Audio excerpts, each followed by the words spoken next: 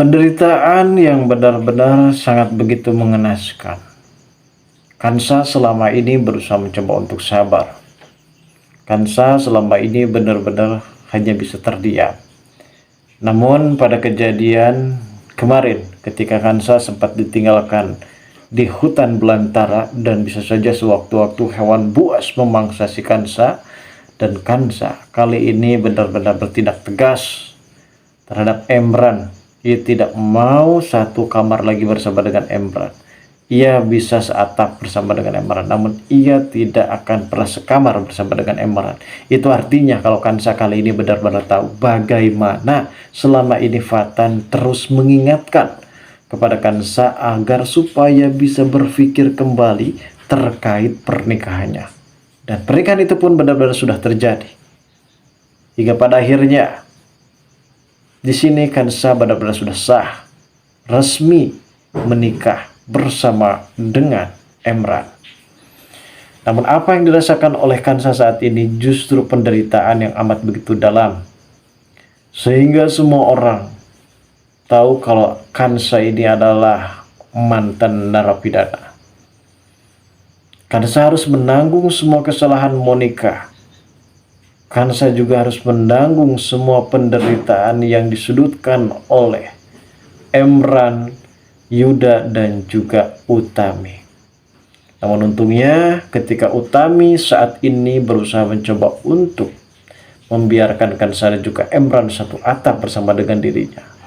Namun justru kali ini akan memberikan pelajaran lebih bahwasanya kekuatan iman yang dirasakan oleh Kansa memegang teguh dalam keimanannya, kesabarannya untuk bisa membuat semua orang yang ada di rumah tersebut benar-benar akan dibuat menyesal, guys.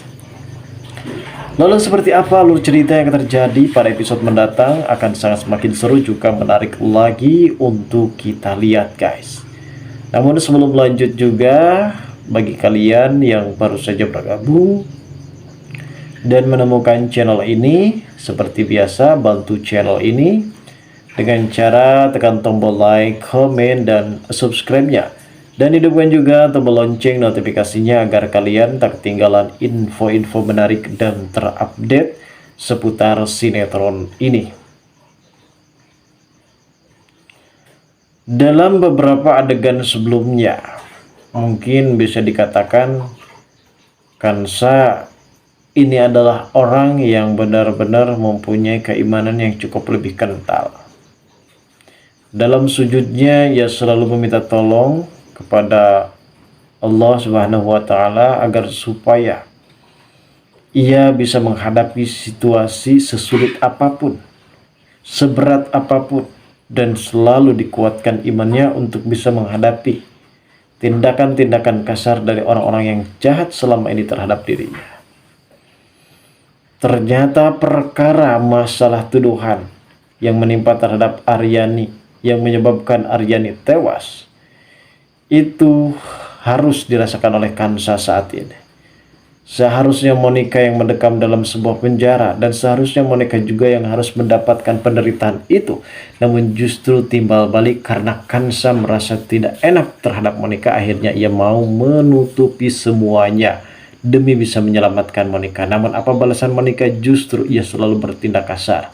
Bahkan ia sempat ingin merebut Fatan. Monica ini terobsesi banget nih terhadap Fatan. Bahkan ketika Fatan yang saat ini benar-benar merasa tidak peduli, namun Monica di sini mempunyai waktu dalam 1 bulan untuk supaya bisa meluluhkan hati dari Fatan. Ia berusaha mencoba untuk melakukan tindakan-tindakan licik, tindakan-tindakan jahat. Dan untungnya ketika pada saat itu Monica yang ingin memberikan obat tidur. Karena mungkin Fatan yang saat ini sudah mulai lelah. Karena ia juga sempat ingin menyelidiki soal Aryani ataupun ojek yang sempat mengirimkan ojek tersebut ke hutan untuk menjemput Kansa. Itu yang memesan adalah Aryani. Di sini Fatan benar-benar tidak tahu kalau Monica ini berusaha mencoba untuk melakukan tindakan licik dan akan memberikan obat tidur. Dan untungnya guys, Amel, ia benar-benar berhasil menggagalkan rencana busuk si Monica dan mengembalikan ponsel yang telah diberikan Monica terhadap Amel. Pada adegan lain, mungkin sudah tak asing bagi kita kalau ternyata si Kansa ini adalah orang yang benar-benar kuat.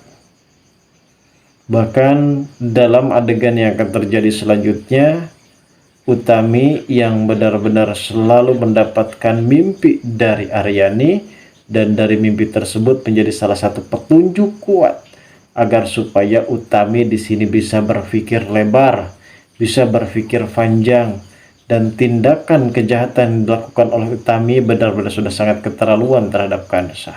Dan bahkan bisa saja dalam mimpi Utami ini bertemu kembali bersama dengan Aryani, Aryani pasti akan menyebutkan kalau Kansa bukanlah pelaku sesungguhnya. Hingga ini pun menjadi penasaran bagi Utami.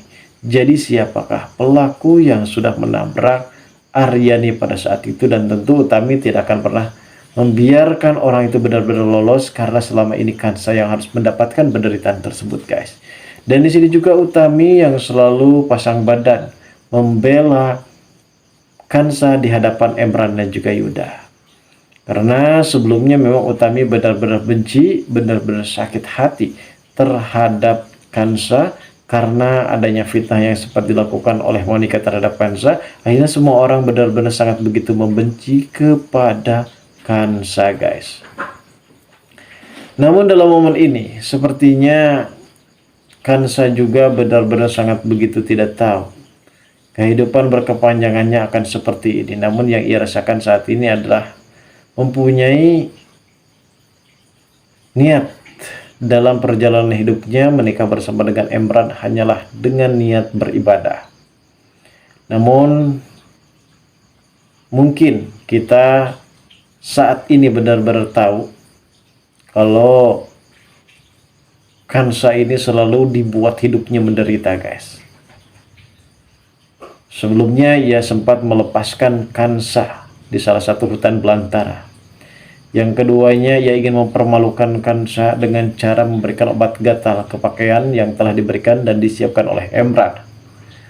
Ternyata rencana tersebut gagal karena Fatan yang selalu menggagalkan semuanya. Namun kali ini sepertinya ada adegan yang akan terjadi selanjutnya, di mana Emran ini pintar bersandiwara seakan-akan Kansa ini dicelakai oleh para preman, orang tidak dikenal, dan ternyata orang tersebut adalah orang suruhan dari Pak Yuda. Lalu seperti apa alurnya, kita tunggu saja guys. Kelanjutan ceritanya nanti malam. Terima kasih bagi kalian yang sudah menonton video ini.